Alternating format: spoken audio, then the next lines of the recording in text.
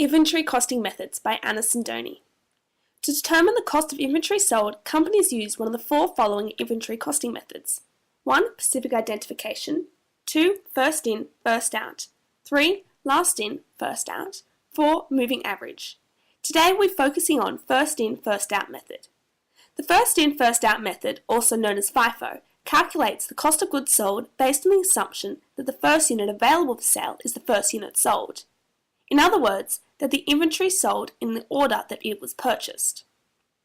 When a company uses FIFO, they are less likely to incur old and outdated inventory that can no longer be sold. Accountants have to write off what is called obsolete inventory after a certain amount of time.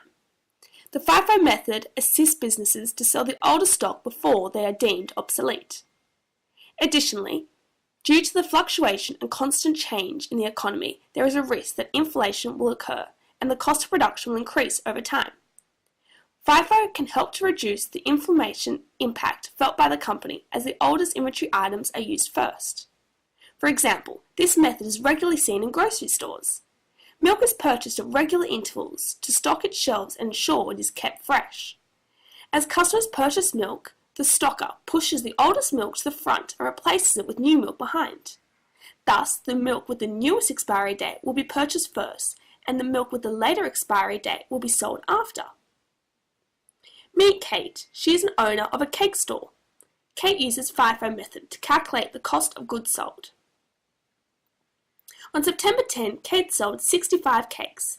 Therefore, Kate sold all 40 cakes of beginning inventory and an additional 25 cakes from purchase number 1.